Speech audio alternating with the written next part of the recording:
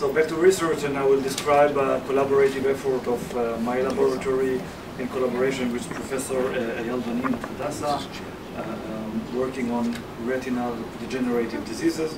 I don't need to describe RP. I will try to keep my talk short. So the genetics of retinitis pigmentosa is very complicated. It is fascinating story. We don't know even the number of genes that can cause RP. We estimate that there are 200 genes at least that are involved in retinal degenerations.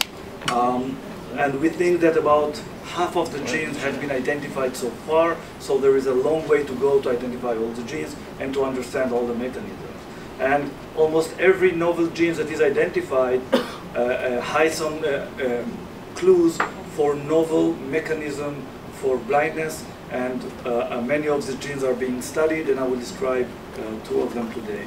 So as you can see here in the slide, there are many genes on the left, retinitis pigmentosa on the right, and the association between genes and the phenotype is complex, and actually RP is the most heterogeneous disease in humans.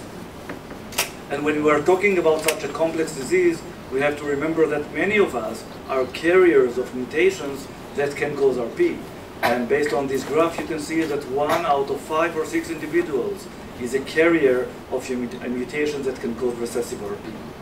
So my lab was established about 10 years ago, and we have 3 aims. One is, first of all, to recruit a large number of patients and families with retinal degenerative diseases, and this will serve for the additional 2 aims. The second aim is to identify the most common genetic causes of RP in the Israeli and Palestinian populations, and to identify new mechanisms of disease.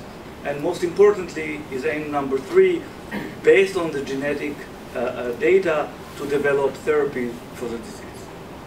So we started to recruit patients in 2003, and most of the cases undergo ERG testing at Hadassah. They are first informed of the genetic disease they have, and they are referred to the genetic laboratory. We recruited over 1,100 families with retinal degeneration so far, so this is the largest cohort in the Middle East. And we recruit every year about 100 new families. Although we are located in Jerusalem, only 1/3 of the families are from the Jerusalem vicinity, and about 10% are from the Palestinian territories, thanks to collaboration with St. John Eye Hospital in East Jerusalem. If you compare the frequency of the different phenotypes in the Israeli population to the US, you can see that it is very similar. RP is the most common inherited retinal phenotype. What is unique to the Israeli population is the high frequency of autosomal recessive inheritance pattern, as you can see here in brown. And if you compare the data in Israel on the right to other countries in the world, you can see that autosomal recessive inheritance in Israel is the highest. And this is because of consanguinity. When 2 people within the family are married, there is a high chance that they carry the same mutation in the same gene, and they might actually inherit it to their offspring. And consanguinity, the chance to have a child who is affected with a genetic disease due to consanguinity is 4 to 6 times comparing to non-consanguineous parents. And consanguinity helps us to identify genes, and this allows us to use homozygosity mapping. This is a method that is based on the fact that the patient have on both copies of the gene the same mutation. If we zoom in to the Jewish population, we can see here in this graph that there are some specific phenotypes in specific ethnic groups in the Jewish population that are more common. For example, retinitis pigmentosa in North African Jews on the left is more common than in other subpopulations, and we believe that there are founder mutations in such populations. Founder mutations mean that there are many individuals in that subpopulation that carry the same mutation, and we are trying to identify these genes. In the blue bars, you can see the genes that we already identified, and I will tell you short stories about 2 of them. The first one is called FAM161A. Until 2 years ago, it was just 1 out of 23,000 genes in the human genome, and we knew nothing about that gene. Now we know that this is the most common gene for retinal degeneration in the Israeli population.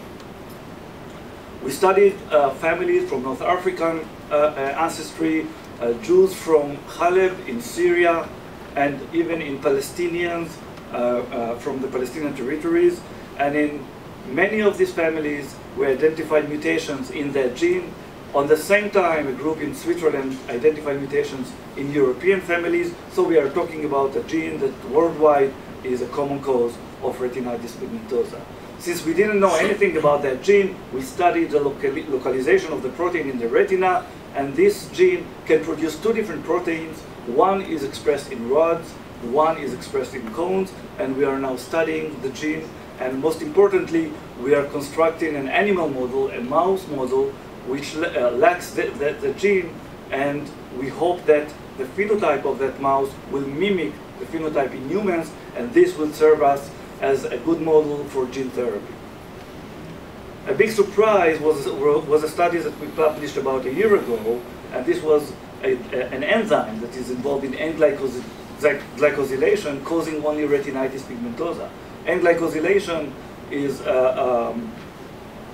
a machinery that is important for every cell in our body, and it was a big surprise that mutation in that machinery caused only RP. We found that in the Ashkenazi Jewish population, we studied only 3 families, and in these families we identified a region in the genome that contains a gene for N-glycosylation, and as you can see here, this gene makes a protein that it is expressed in the inner segment of photoreceptors.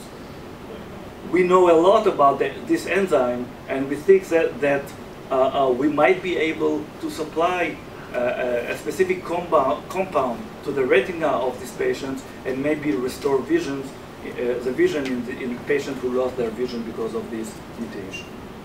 Although we've done a lot of work, there is still a lot to do. The gray zone in this chart are families that we are not able to identify the gene, so there is a long way to go, and probably many new genes and many new mechanisms for RP to be identified. But most importantly is how we can use the genetic data and help the patients to restore vision. And I would like to describe one clinical trial of gene therapy for Leber congenital amaurosis due to mutations in the RPE65 gene. So in the North African population, we identified all the genes that can cause Leber congenital amaurosis. The most common one is RPE65. We were able to date the mutation that arose about 3,300 years ago. It is a very ancient mutation. And we were lucky because 2 other groups reported that gene therapy works for RPE65, and the eye is, of course, a very good target for gene therapy. It is a small and confined tissue. It is accessible for injection, for viral injection, and for the gene injection, and we can easily follow up the results and see if the treatment helped the patient or not. Gene therapy for RPE65 was successful in mouse models and in dog models who spontaneously had mutation in the same gene. You can see here on the top a control individual with a normal retina. You can see the map of the photoreceptor layer, how thick it is, and you can see that the 2 patients at the bottom have a thinner photoreceptor layer. They lost many of the photoreceptors, but we can identify in the retina regions that photoreceptors are in there and might able to get the gene, make the protein, and get back to vision.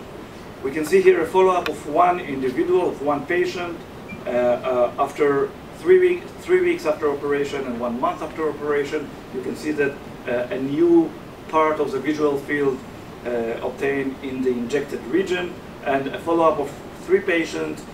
The region that was injected is now more sensitive to light, and actually what these patients tell us is that about 10 days after the treatment, they see better in the treated area.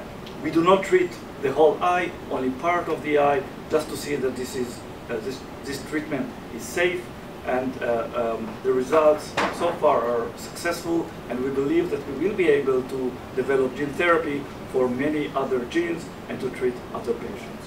Thank you very much.